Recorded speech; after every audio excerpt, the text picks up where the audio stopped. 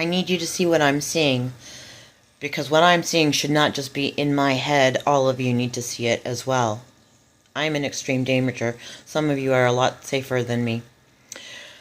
So, when I was building my platform, the Meta Objects, I chose a vendor who actually reached out to me here in the Bay Area. He was in the gaming industry, but he'd built quite a few platforms and applications, very much in the know, had lived his whole life in the gaming industry, and was very concerned about the safety of women. We were aligned, and that's why I think he reached out to me. He was concerned about the safety of women primarily online, and he had all kinds of wonderful ideas about how to make it safer for women. And he was also concerned about women's safety offline, because he knew what had been happening in the gaming industry to women who were speaking out. So I worked with him. I don't think it was quite a year. We both worked from home, and we were working closely on my platform. So I would frequently go to his house, and we would just simply work there. He was also mentoring me on just sort of the industry as a whole.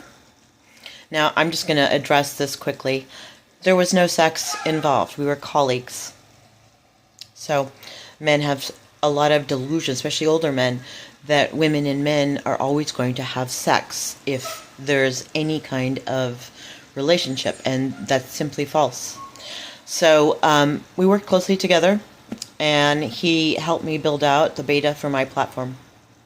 He did also tell me that he knew two women in tech who offered money to any woman who was being threatened, who was working in tech. And I was being threatened, but I was afraid to talk about it, even to him.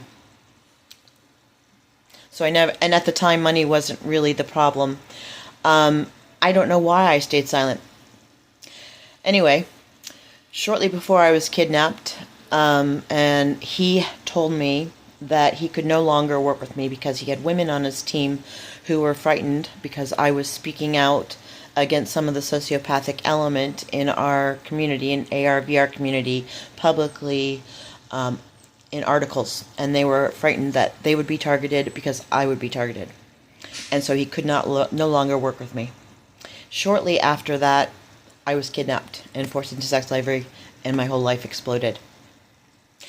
Where was he in the intervening 7 years? What was he thinking? Was he staying silent? What was happening? Because he knew, he warned me.